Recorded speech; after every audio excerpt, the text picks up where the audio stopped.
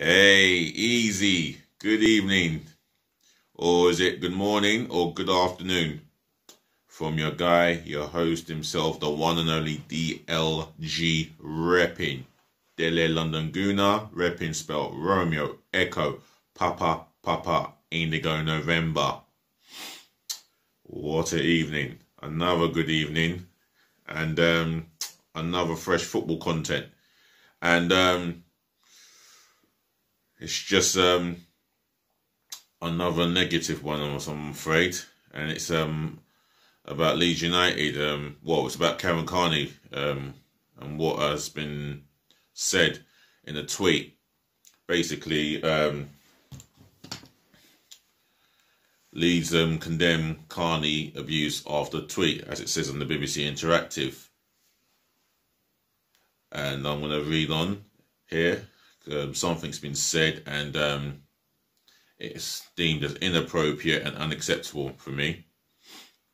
Leeds have condemned online abuse aimed at Karen Carney after a club tweet questioned her comments as a pundit. Carney said Leeds outrun opponents are an enforced rest as football paused during the COVID-19 pandemic aided their promotion push last season. The woman in football group said Leeds' tweet was inappropriate. Club owner Andrea Radrazani had defended the tweet before the club said it completely condemns any abuse Carney had received on social media. Well, it's completely unacceptable. All she's doing is her job, and she's just saying what she sees as a realist. You know, she knows her football inside and out. And she has complete great knowledge of the game. She played for our country 144 times. And why would she say anything different? You know, she hasn't said anything to upset Leeds. And I wouldn't like to believe that she had said anything to upset Leeds or any football team. She's just doing her job like any pundit in the world of football, the world of club football, should I say. So for anyone to give her abuse on social media, you know, that's just scum, you know. That's just completely scum. She don't deserve that. And all she deserves is, I think she deserves an apology. She's been a fantastic pundit, and long may it continue, you know. And we've been we've been seeing teams get on one knee and protest the injustice in a society in terms of racial issues, discrimination, fascism. Yeah, it all needs to end. And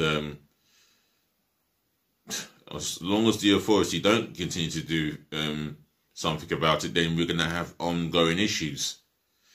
I mean, any Leeds United fan, football fan who want to come onto my channel and leave their opinions and their thoughts in my comment section below, please feel free to do so. Also, feel free to smash the thumbs up like button and do help me to subscribe to my channel. Myself and I only, DLG Reppin. And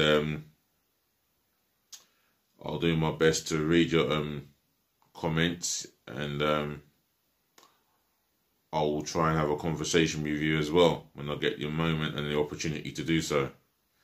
So let's go into the transfer gossip and let's see what's going on in this week's Wednesday's gossip column. And I'm not far from it now. And for those of you around the world that were looking forward to watching the Tottenham Hotspur v Fulham game, you may be aware, or if you're just tuning in, you may not be aware that Tottenham Hotspur v Fulham has been called off due to COVID-19 reports. So it just leaves the classic, or potential classic, of Newcastle United v Liverpool, which is at 8 PM kickoff British time. It may be kicking off at 1 AM where you are around the world. It could be So let's say 3 a.m. any late midnight, wherever you are. I hope you enjoy the game. I'm gonna be looking forward to watching the game myself. I think it'll be a proper football match. But I make Liverpool favourites to win, and I do fancy them to win by 2, maybe 3 clear goals. But I might be wrong there. So let's go into the gossip column. And what I've got here is Arsenal have made Real Madrid Spain attacking midfield player, their number 1 target when the transfer window opens in January. The Gunners, who want to sign the player on loan, face competition from Sevilla.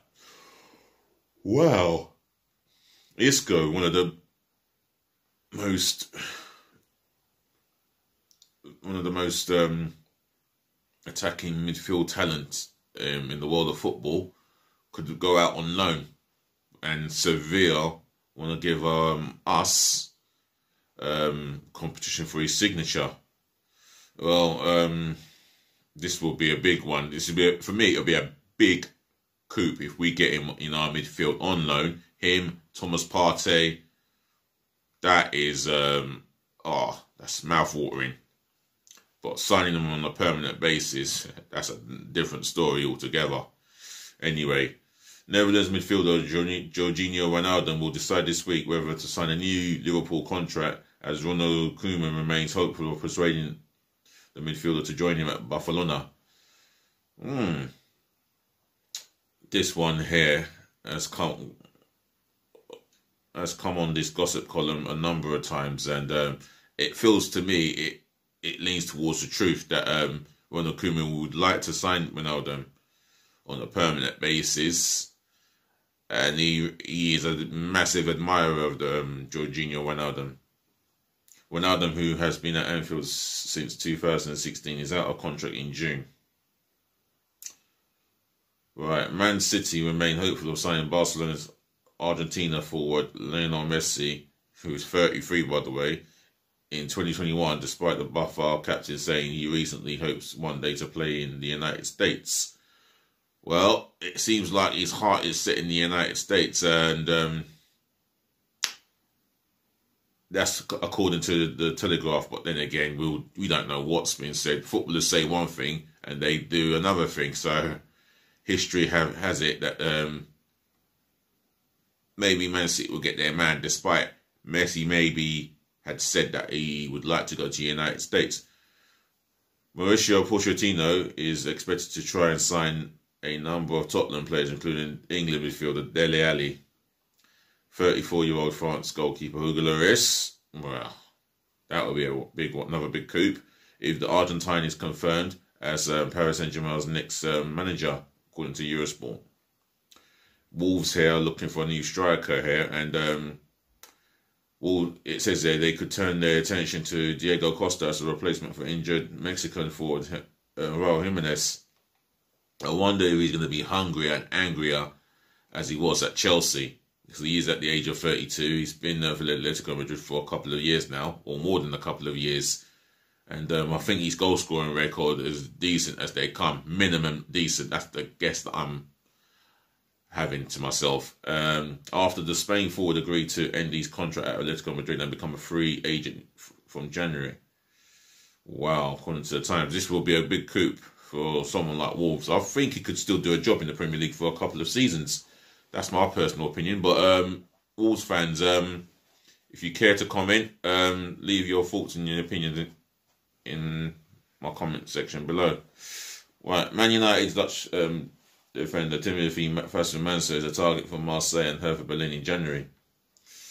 Now, I don't see him having first-team football for Man United. He's not featured in the squad on a weekly basis, so possibly he could be tempted to move abroad or move away from Man United, whether in the Premier League, English Premier League, or elsewhere. Football Insider has written about this. Right. Arsenal again, because Arsenal have popped up again, and it says there that Arsenal are currently unlikely to rekindle their interest in Lyon's 22-year-old France midfielder Houssam Aouar when the transfer window reopens at the start of January. Wow. Well, with our board of directors, and yeah, with our board of directors, it would seem to be the case, because how we got Thomas Partey bang on, well, right on deadline day, it still amazes me that Kroenke has funded that deal to sign Partey. And don't get me wrong, I am frigging happy. I am more than frigging happy, but it took an age. This should have been done right before the deadline day for me. And, well, Hassan Mawar could have been done on the same day. That hurts, because we do need a number 10 to keep Emil Rose-Smith on his toes and push him to perform at his full ability and at his best. Right, I've read this one before. According to Bild, Man City's Dutch winger Jayden Braaf is being pursued by Borussia Dortmund. Now, this is a young English winger. Well, there's been English wingers that have, well, there's been 1 or 2 English wingers that have gone to Germany and done their thing. You've got Jude Bellingham and Jadon Sancho. They're both at Borussia Dortmund.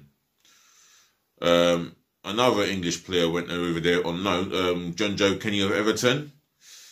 So, you know, maybe the future's in the Bundesliga for young English players. You just have to look at how settled and how good Jadon Sancho's doing. And Jude Bellingham's coming on strong as well.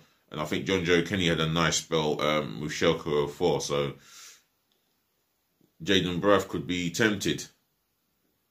Oops. What's going on here? Oh, excuse me. They've just put up another page. Hang on.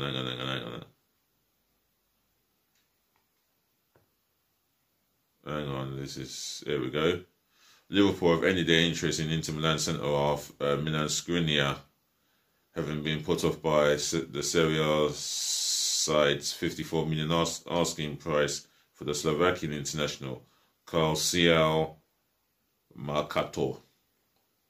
Well, Liverpool are in desperate need for a centre-half or two. I think they would ideally need 2 centre-halves to cover Van Dijk, because that is how world-class and how top-notch he is. They value him highly. If he costs £75 million, then how much is he worth now? Liverpool fans, come onto my channel and give me your views and your verdict, and you give me your honest opinion on Virgil van Dijk's valuation right now. I'd love to hear your opinions. I'd love to read your opinion, because I think he's definitely got to be worth more than 75 million, if not a lot more. That's my personal opinion, but you've got your opinion. Drop it in the comment section below. Right, I'm going to read one more. I'm going to read this one here. Crystal Palace expect January interest in Wilfred Zaha after the Ivory Coast winger's impressive start to the season. And AC Milan are thought to be keen on the 28-year-old. Now, I did read something on that earlier, and, well, that's an interesting gossip line, but how true is this? AC Milan. Well, I know he went to go and play for Man United, which is outside of London, of course. And I think if Wilfred Zaha is honest with himself and honest to his teammates and the fans of Palace, then he would want to remain in London, not necessarily play for Crystal Palace. But who's going to pay possibly, well, led to believe 45-50 million for him at this current climax? And especially with COVID going on, it's highly unlikely. But someone will have to cough up the money. You know, I think Arsenal have called off their interest of him since the summer, and Tottenham haven't really said anything on Wilfred Zaha. So his destination could be Tottenham. Chelsea, I don't think they've switched plug on him as yet, but they've kept it coy or possibly quiet, Chelsea. So, and I can say the same with Tottenham. So, well, we just have to watch this space. Well, ladies, gentlemen, to the boys, to the girls, I'm going to end this here and say thank you for listening, thank you for watching, and thank you for tuning in, as well as putting up with me as you do. If you do have an opinion or a message for me, then leave it in the comment section below. Please help me by smashing my thumbs up, like button, and do remember to subscribe to my channel and help me subscribe to this channel. And you know who it is, the one and only DLG Reppin. 75 subscribers, another 925 subscribers left. I know I'm counting it now for the stream, but by the 12th of January, I would love to have 100 or 100 plus subscribers, and then we can push on for the 1,000 subscribers, which I need, because I want to do some streaming with you guys, and without you guys, 75 subscribers will not be possible. So I say thank you so much for your donation, for following me. It just shows the support and the love that I'm getting on this channel and the platform we call YouTube. Other than that, yeah, leave your views in my comment section below, smash the thumbs up, like button, and beyond abundantly and passionately, do subscribe to my channel by smashing the subs button left, right and centre galore, and I'll do my best to bring you the freshest, latest gossip column, as I always try to do, and the latest context that goes on within the world of football, our beautiful sport, the beautiful sport with the round ball. Otherwise, have a good evening. If you're going to bed, do rest well. So I'll say good night then. Be nice.